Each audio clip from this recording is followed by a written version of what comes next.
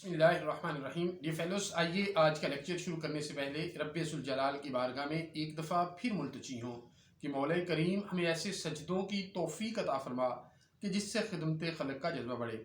Dear fellows, आज जो अहम टॉपिक पर हम डिस्कशन करने जा रहे हैं ये basically honourable Lahore high court Lahore की एक लेटेस्ट जजमेंट है जिसके अंदर ऑनरेबल कोर्ट ने रेप के मुकदमात में मुतासरा के तिब्बी मुलाहजा के हवाले से कुछ हिदायत इशू की हैं। डी फेलोस, आपको याद होगा कि पहले honourable Lahore high court Lahore ने और फिर honourable supreme court of Pakistan ने जो टू फिंगर टेस्ट था जो कि वर्जिनिटी को चेक करने के लिए कंडक्ट किया जाता था, उसको honourable Lahore high court Lahore और ऑनरेबल सुप्रीम कोर्ट ने ये कहकर हमेशा के लिए उसे रिजेक्ट कर दिया था कि ये जो टेस्ट है ये ह्यूमन राइट्स के अगेंस्ट है, ये अनरिलायबल है, ये अनसाइंटिफिक है और ये जो विक्टिम है उसको डिसऑनर करने के मुतरादिफ है। लेकिन डियर फेलोस, इस जजमेंट के अंदर ऑनरेबल कोर्ट ने मज़ीद ये ऑब्जर्वेशन दी कि जो जो डॉक्टर साहबा हैं वो जब रेप की मुतासरा का तिब्बी मुलाहजा करेंगे उस वक़्त विक्टिम की सेक्सुअल हिस्ट्री को डिस्कस नहीं करेंगे।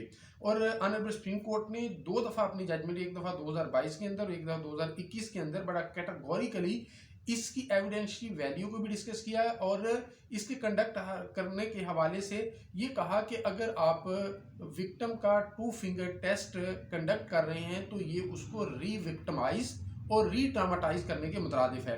ये जजमेंट थी 2022 SCC online SC 1494। Honourable court ने कहा the supreme court deprecated the use of the two finger test in cases alleging rape and sexual assault, reiterating that it has no scientific basis and neither establishes nor disproves rape charges.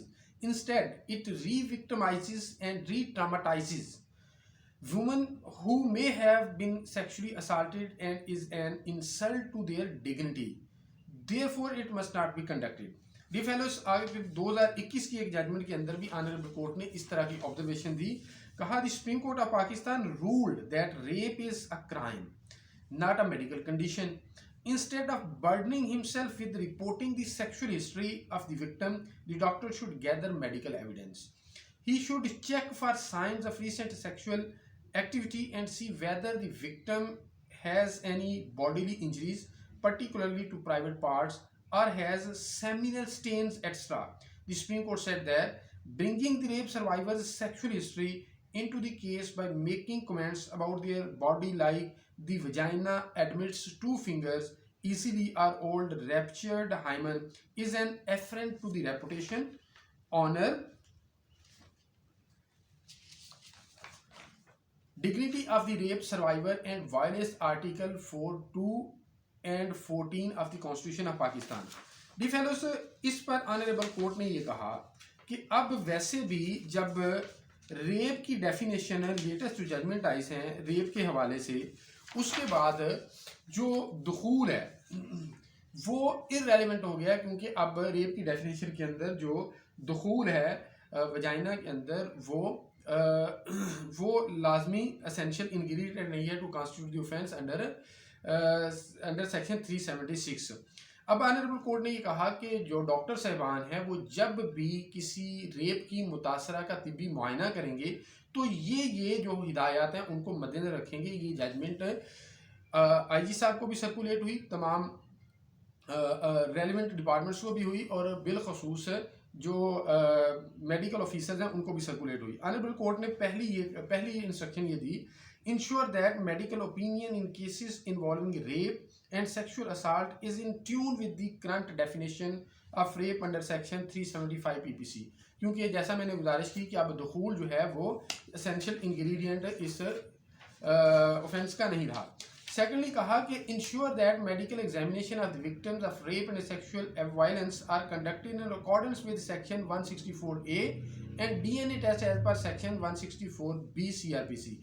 ये ज़रूर पढ़ा जाना चाहिए, इसके अंदर तरीक़ाकार बताया है और इसकी जो परमिशन है या कंसेंट है of the victim for conducting DNA उसको लाजमी करार दिया गया है.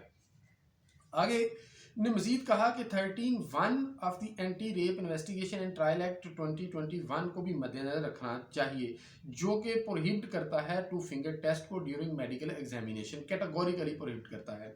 उसके बाद ऑनरेबल कोर्ट ने कहा कि डॉक्टर साहिबान जो हैं उसकी सेक्सुअल हिस्ट्री पे कमेंट नहीं करेंगे, जैसा कि ये हैबिचुएटेड है टू सेक्सुअल इंटरकोर्स या इसी तरह की इजीली टू फिंगर्स एडमिट होते हैं, ये सारी चीज़ें। मज़ीद उन्होंने कहा कि इस पर डॉक्टर्स की भी वर्कशॉप करवानी चाहिए ताकि उनको इनलाइटन किया जाए regarding latest developments and jurisprudence in this field. और ऑनरेबल कोर्ट ने आगे फिर ये कहा कि the SOP for medico legal examination of victim sexual violence should be updated in conformity with the WHO guidelines and circulated and made readily available in all government health care facilities. Health care के जो facilities हैं उनके अंदर जो guideline या SOPs हैं उनको भी ऑनरेबल जो डिपार्टमेंट्स हैं अपडेट करना चाहिए। Thank you so much.